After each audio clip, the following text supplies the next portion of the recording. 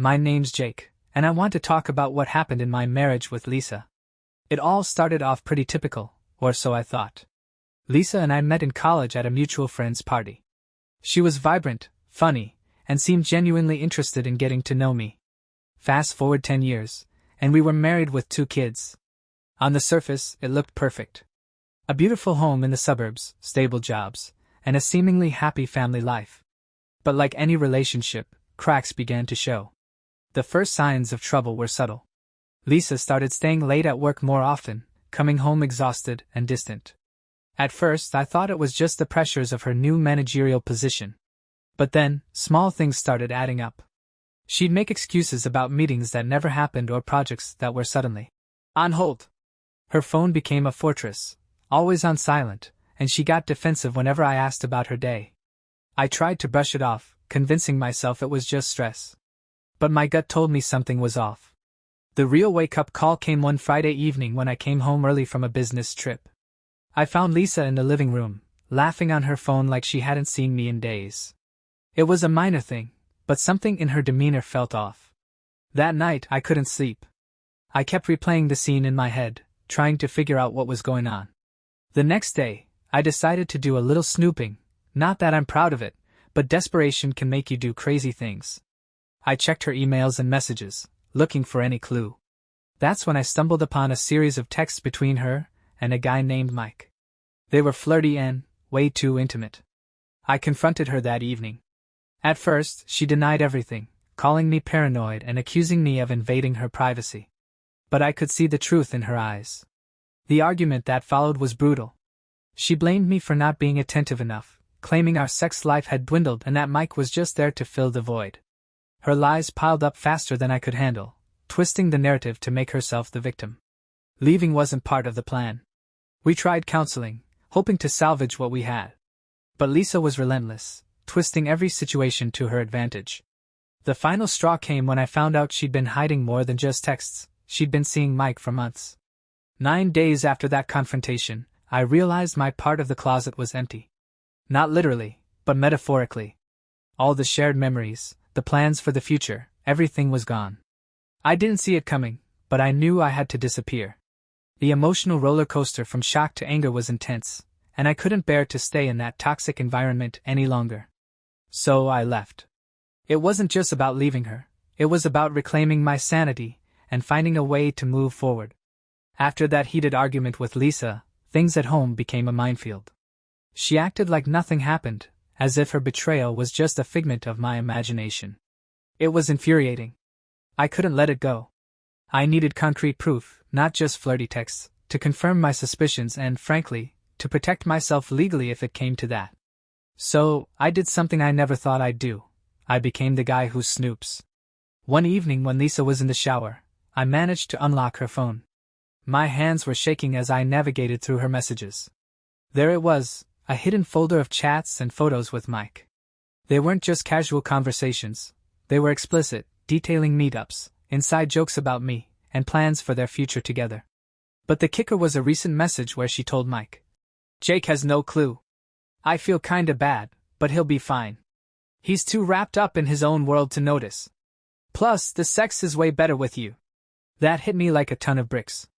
I took screenshots of everything and sent them to my email. I felt numb, betrayed, and strangely calm. Maybe it was the shock. The next day, I decided to pay Mike a visit.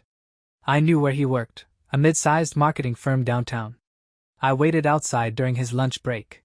When he finally came out, I approached him. "Mike, we need to talk," I said, trying to keep my voice steady. He looked surprised but didn't deny knowing who I was. "Jake, right? What's up?" he replied nonchalantly. "Cut the crap. I know about you and Lisa." He smirked. "Look, man, if she wasn't happy, that's not my problem." That arrogance flipped a switch in me. Before I knew it, I had grabbed him by the collar. "Stay away from my wife," I growled. He shoved me off. "Maybe you should keep her satisfied then," he shot back before walking away. I stood there, fuming, realizing that confronting him was useless. He didn't care, and Lisa clearly didn't either.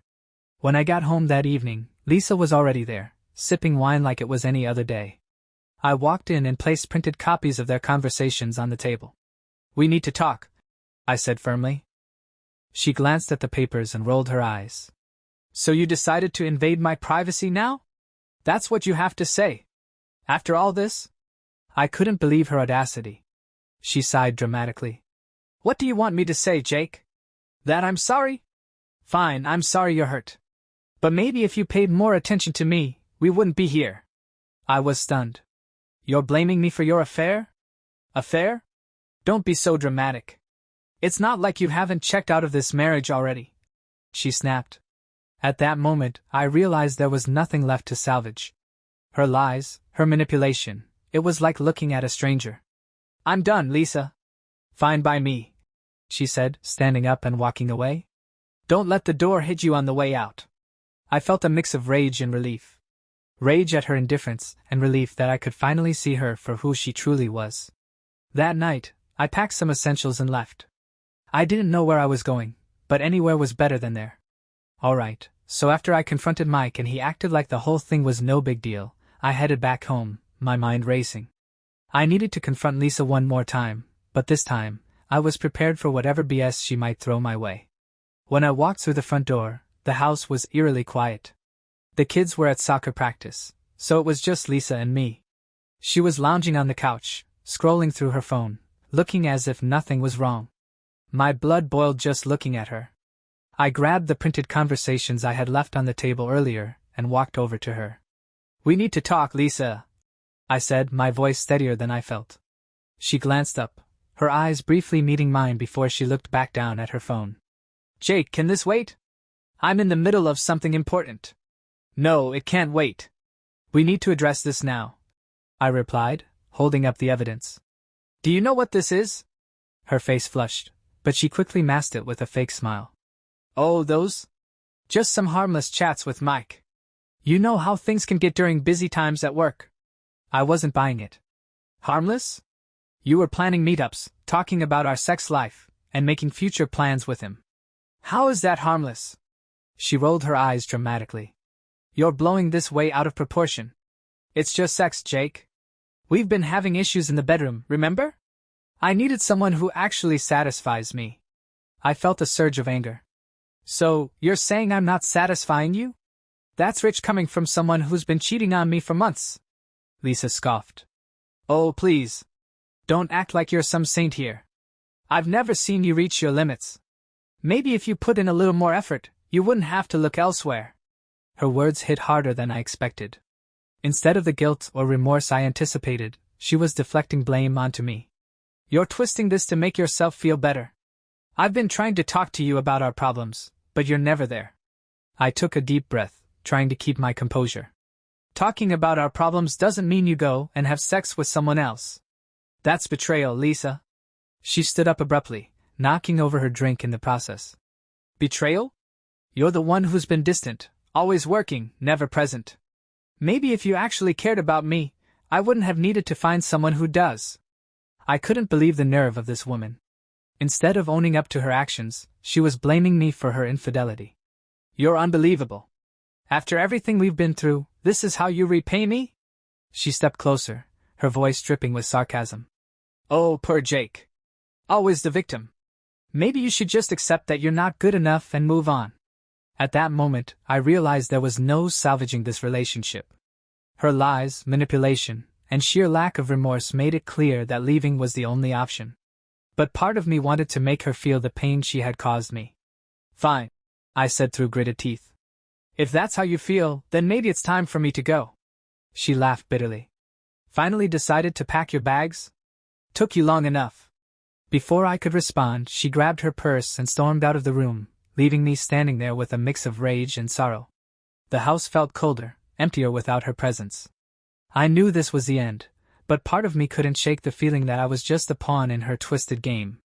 That night, as I sat alone in our bedroom, I couldn't stop replaying the confrontation in my head. Her words stung, not because they were true, but because they were so manipulative. I felt a burning desire for revenge, to make her feel the same way she made me feel. But revenge would only prolong the pain, and I wasn't sure if I had the strength to follow through. In the days that followed, I struggled with what to do next. The anger was overwhelming, but so was the sense of relief. It was like waking up from a nightmare and finally seeing the light. I knew I had to leave before things got any worse, but the thought of disappearing was both terrifying and liberating. In the days following our argument, the house was tense. Lisa acted like nothing had happened, which only fueled my anger. She would brush past me in the kitchen, pretend to be engrossed in TV shows, and avoid any meaningful conversation. It was as if she was deliberately trying to make me feel invisible. I started noticing more red flags. Hidden receipts for dinners I never knew about, unexplained expenses on credit card statements, and more of those cryptic text messages that vanished before I could see them. Each discovery was like a dagger to the heart, confirming that Lisa's deceit ran deeper than I initially thought. One evening, I decided to take our kids out for a little one-on-one time. I needed some space to think, away from the constant reminders of the crumbling marriage. We went to the local park, and as I watched my kids play, a sense of clarity began to settle in. I realized that staying in this toxic environment was only harming all of us. But the hardest part was dealing with Lisa's constant lies. Every time I confronted her about something, she had a different excuse. I was working late, I had to help a friend. Or the most infuriating one. You're just paranoid. It felt like I was trapped in a never-ending cycle of distrust and manipulation. Then came the unexpected twist. 9 days after our initial confrontation, something bizarre happened. I was rummaging through our shared closet, trying to find some semblance of normalcy, when I realized my side was completely empty. My clothes, my shoes, everything was gone. It was as if Lisa had decided to erase my presence from our shared space without a word. Panic set in. Did she move everything out? Was she planning to leave too? Or was this some twisted game she was playing to mess with me? I couldn't wrap my head around it. The closet wasn't just a storage space. It was a symbol of our life together. Its emptiness mirrored the void she had created in our relationship. I tried calling her multiple times, but she never answered. When I finally managed to catch her, she was evasive, insisting that I must have misplaced my things. But I knew better. Her behavior was erratic, and it only confirmed that she was hiding something significant. The realization hit me hard. My part of the closet being empty wasn't just about missing clothes. It was a metaphor for how she had systematically dismantled our life together, piece by piece, leaving me with nothing but betrayal and a mounting sense of despair. As the days dragged on, my emotional state deteriorated. I oscillated between anger, sadness, and a burning desire for revenge. But revenge felt hollow. What would it achieve? How could it mend the wounds she had inflicted? That's when I decided something drastic had to be done. Staying was no longer an option. The emotional weight was too much, and I couldn't bear to see the impact it was having on our kids. I needed to reclaim my life, even if it meant leaving everything behind. So, I started planning my departure. It wasn't easy. There were so many things to consider, from finances to finding a new place. But the more I thought about it, the more I realized that disappearing was the only way to protect myself and my family from further harm. Little did I know, taking this step would lead to a series of unexpected events that would change everything. Alright, so after days of emotional turmoil and sleepless nights, I finally decided it was time to make my move. I mean, how much more could I take? The kids were getting restless, Lisa was doubling down on her lies, and I was drowning in a sea of betrayal and frustration. It was clear that staying any longer was only going to tear us apart even more. I knew I had to plan this carefully. I didn't want to leave a trail or give her any reason to dig deeper. So, I started by packing the essentials under the guise of going on a short trip. But deep down, I knew this wasn't a vacation, it was my ticket out of a nightmare. One Saturday morning, I woke up before dawn. The house was still dark, except for the faint glow of Lisa's bedroom light. I quietly got up, grabbed a couple of bags, and slipped out the back door. My heart was pounding, but I felt a strange sense of calm. It was like I was finally taking control of my own life. As I drove away, I couldn't help but glance back at the house one last time. The realization hit me hard. I was leaving behind not just a home, but years of memories, both good and bad. The road ahead was uncertain, but it was mine to navigate. About an hour into my drive, I decided to take a detour and stop by an old friend's place, Mark. We hadn't seen each other in years, but I figured now was as good a time as any to reach out. To my surprise, Mark answered the door almost immediately. "Jake? Man, it's been ages. Come in, he greeted, pulling me into a tight hug. We sat down, and I poured my heart out about everything that had happened with Lisa. Mark listened intently, nodding and offering the occasional word of encouragement. He didn't judge or offer unsolicited advice, which was exactly what I needed. "Look, man, if you need a place to stay or anything, just let me know," Mark said sincerely. "I've got a spare room if you need it." I felt a wave of gratitude wash over me.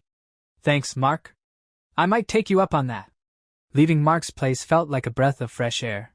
For the first time in weeks, I felt a glimmer of hope. Maybe this was the fresh start I desperately needed. As I continued my journey, I began to think about what the future could hold, free from the constant lies and manipulation. But life has a way of throwing curveballs when you least expect it. Just as I was starting to feel optimistic, my phone buzzed with an unknown number. Reluctantly, I answered it. "Jake, it's Lisa," the voice on the other end said, dripping with fake concern. "I've been trying to reach you. We need to talk." My blood boiled. After everything she'd done, why was she reaching out now? "Not interested, Lisa. I'm done." There was a pause, and then she replied. "I understand you need space, but please consider coming back. We can work through this." I hung up, feeling a mix of anger and sadness. It was like a punch to the gut. Part of me wanted to ignore it, but another part wondered if there was any truth to her words. Could we really salvage anything after all the lies? Deciding to put the phone call out of my mind, I focused on finding a place to stay for the night. Mark offered me his spare room, and I gratefully accepted. As I settled in, I couldn't shake the feeling that things were far from over. That night, as I lay in bed, I heard noises coming from the living room. Curious and slightly uneasy, I got up to investigate. To my shock, I saw Lisa sitting on the couch with Mike. They were laughing and seemed completely oblivious to my presence. "Are you serious?" I whispered to myself. "This can't be happening." I felt a surge of anger and hurt. How dare she try to act normal while blatantly ignoring our separation? I didn't know whether to confront them or just walk away. The sight of them together was the final nail in the coffin. The next morning, I knew I couldn't stay at Mark's any longer. The house felt like a constant reminder of the chaos I was trying to escape. I needed to find a more permanent solution. As I packed up my things, I reflected on the whirlwind of events that had led me here. Leaving wasn't just about escaping Lisa's infidelity. It was about reclaiming my life and finding peace. But deep down, I wondered if this was truly the end or just the beginning of a new set of challenges.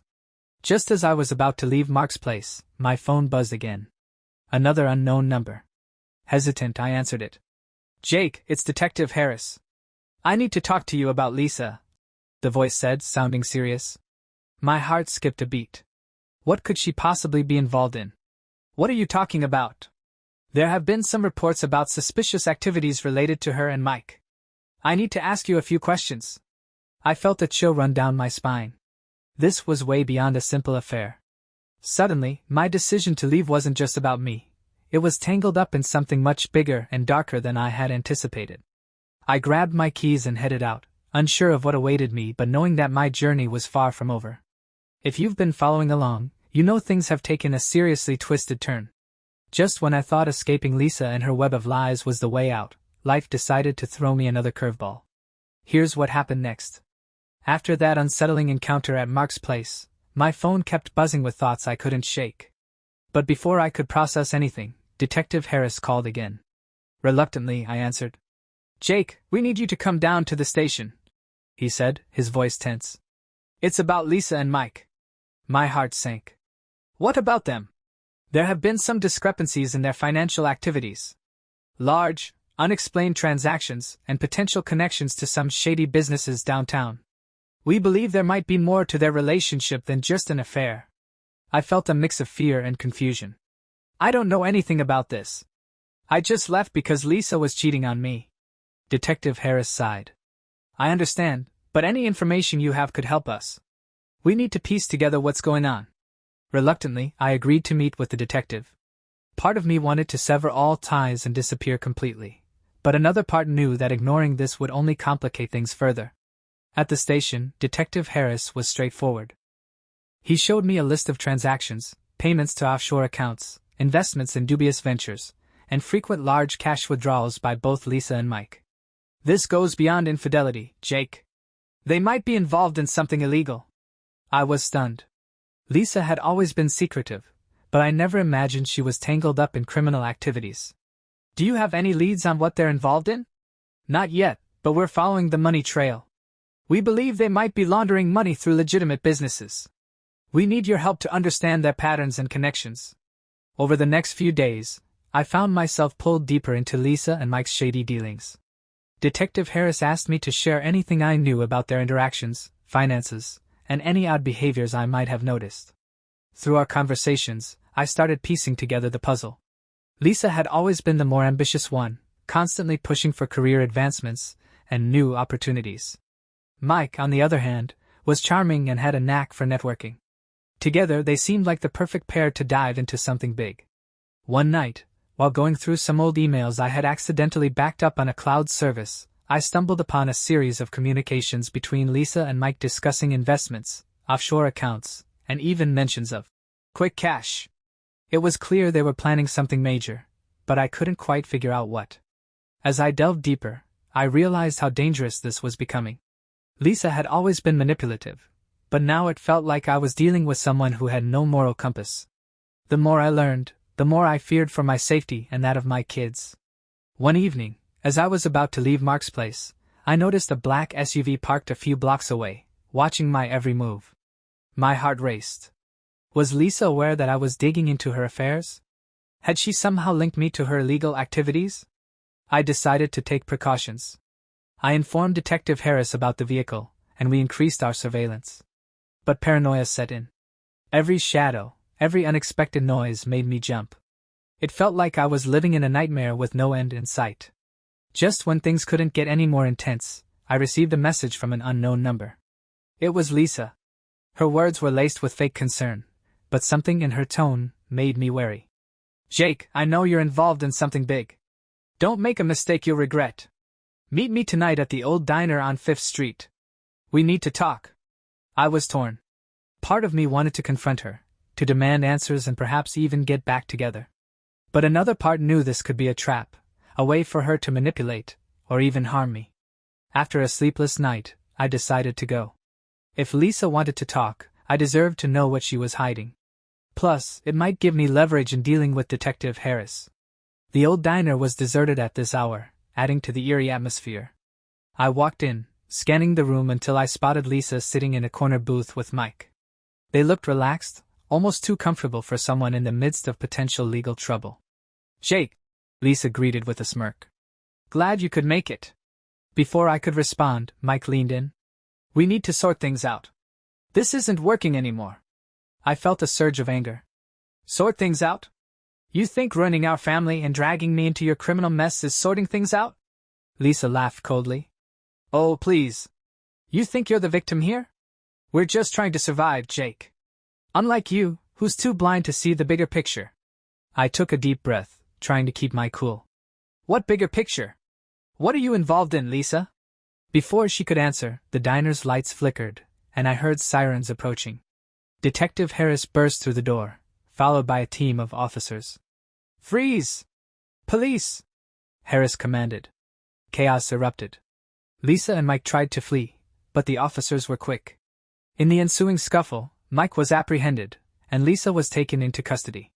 I watched in disbelief as everything fell apart in front of me.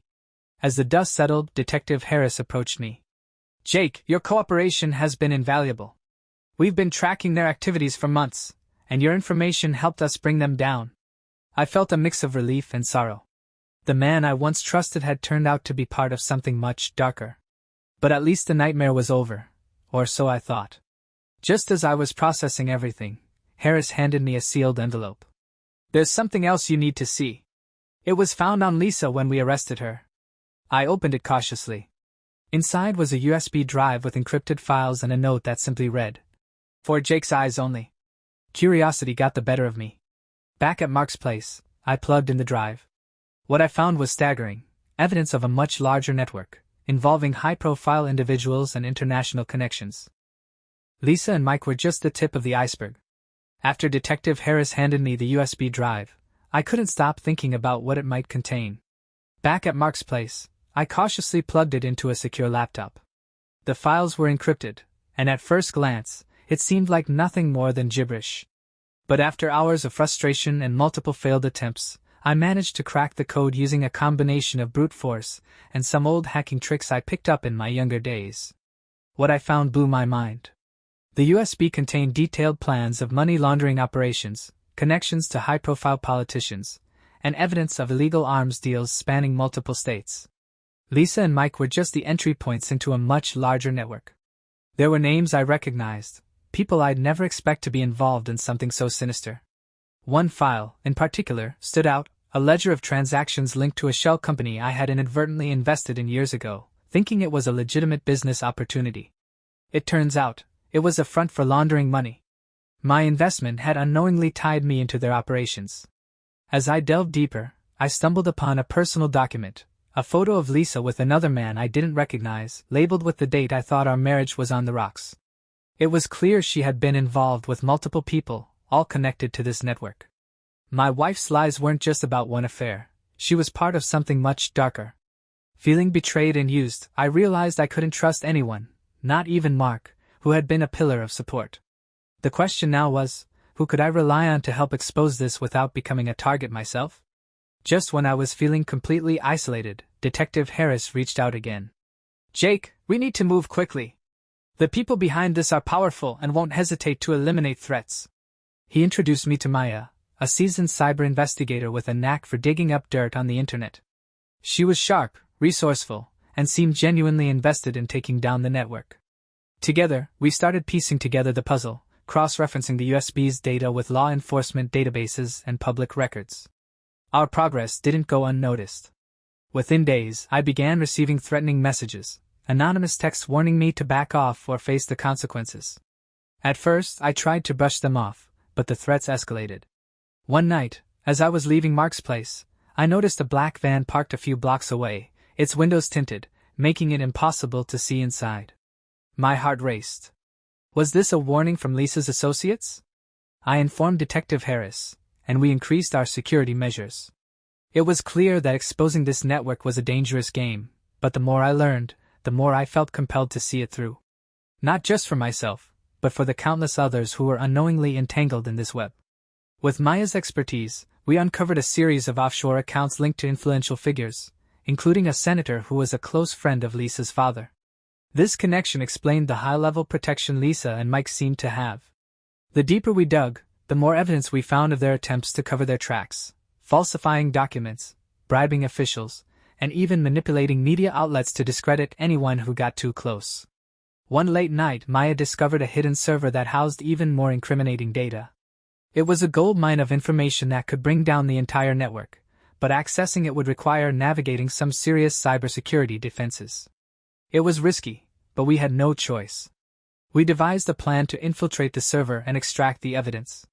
It involved coordinating with several trusted law enforcement officers and setting up a secure environment to prevent any leaks.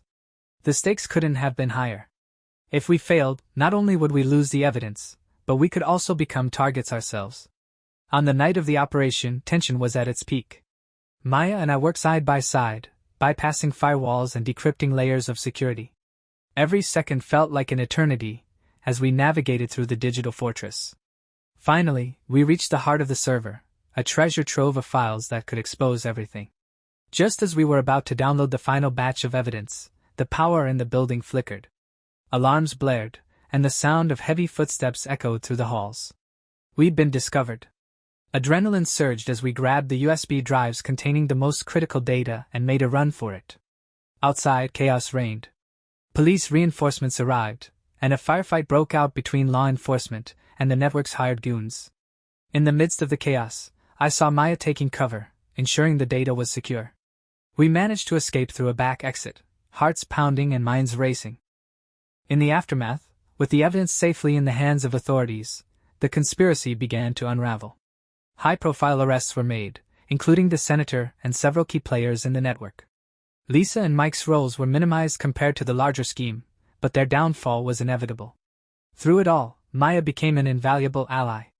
Her dedication and bravery were inspiring, and together, we had managed to strike a significant blow against the corruption that had tainted so many lives, including our own. After Detective Harris and Maya helped bring down the conspiracy that Lisa and Mike were entangled in, things began to calm down, at least on the surface. The news was abuzz with the arrests of several high-profile figures, including the senator who was a close friend of Lisa's father. It felt surreal seeing their faces on TV, knowing the chaos they had wrought. Lisa was charged with multiple offenses, including money laundering, fraud, and conspiracy. Her demeanor during the trial was everything I expected: manipulative, defensive, and unapologetic. She never once showed genuine remorse for her actions. Instead, she continued to twist the narrative, blaming me for our failed marriage and painting herself as the misunderstood victim. Detective Harris became more than just a liaison in the case. He was a pillar of support. We often met to discuss the ongoing investigations and the implications of the evidence we uncovered. His dedication was unwavering, and I couldn't have navigated this labyrinth without him. One evening, after a particularly long day of court hearings, Harris pulled me aside. "Jake, you've done more than your fair share. If you ever need anything, don't hesitate to reach out."